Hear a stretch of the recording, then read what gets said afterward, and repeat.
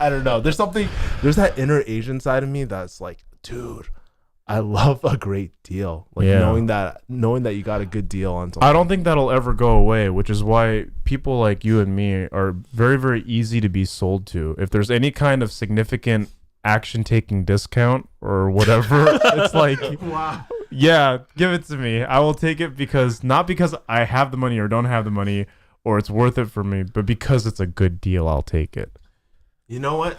It's pretty interesting, right? So that actually happened to me when I first met Tom. Let's say somebody offered a really, really, really high ticket thing, and I was like, "Fuck yeah, let's do it! $2,500 a month, let's do it!" Right? I got so excited that I tend to recently, I guess over the last year, I've been buying on impulse, right?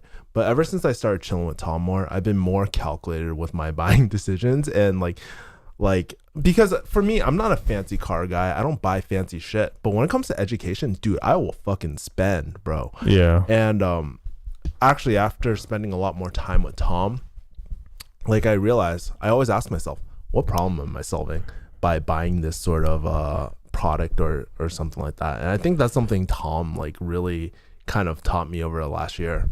Kind of curious, Tom, how were you always that way? Were you ever like impulsive with your buying decisions or anything like that? Oh yeah, my friends know when it comes to electronics, and technology, I am impulsive with that too.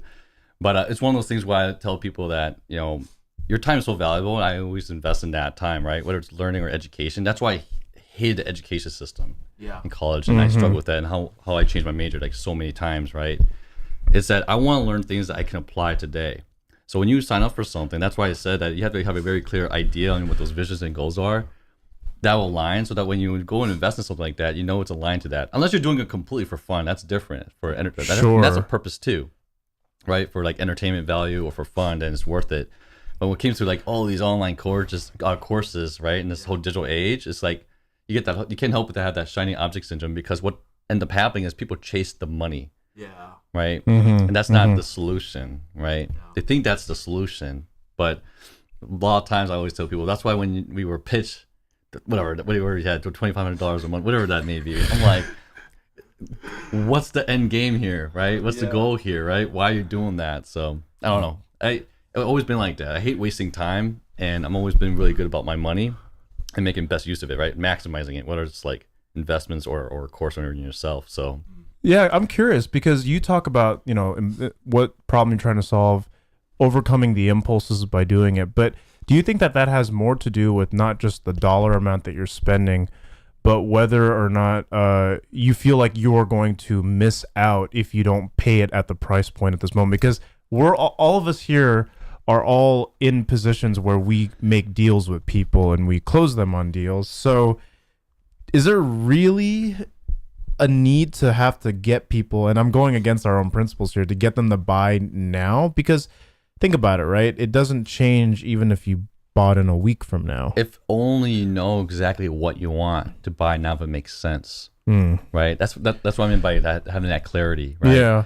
Like emotional buying is always going to be the thing, right? Like I'll buy things because the fact that I'll deny myself, like I hesitate on buying something because I feel bad for buying it, but at the end of the day, I know it's going to make me happy or I'm going to enjoy it. I'm just going to buy it, right? That's different when you talk about material things. But when you come to like say a high ticket offer or some education, it's like if you know coming in what you're looking for to solve, and if it comes down to a deal, I'm gonna buy if it makes sense. Absolutely, yeah, so definitely. That's what I mean. But if you go in with no clue and you're hoping to be pitched random things, you know what I mean? Then sure, you get that emotion. That's how you get like buyer's remorse, right? Yeah, and right. But here's the thing about buyer's remorse, because I think people come into the program or come into certain things that they want to get the most value out of, and then find themselves getting cold feet and refunding. Do you think that has anything to do with the fact that they're getting their needs assessed and met, or the fact that they have too much buyer's remorse and they want to back out before they see any kind of ROI? Because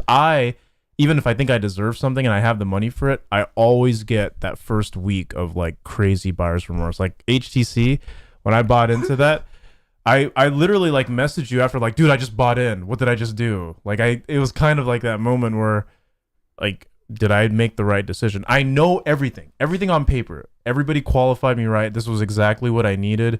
but I still have buyer's remorse. Really? Well, not now, I mean, but in that first week, I had like major buyer's remorse. You know, it's pretty interesting. I've never had any buyer's remorse for any of my, well, maybe one course. It was an investing course that I paid $6,000 for.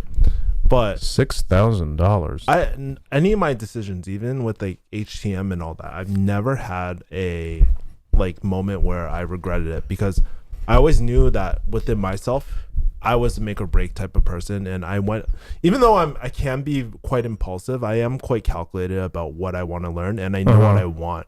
I think when you buy enough courses, you've seen it all. Like, I know what a funnel looks like. I know when I'm being sold, but I think like I've never had buyer's remorse ever in my life, other than that one time. Well, to be fair, HTC was the first high ticket course I've ever bought. Yeah.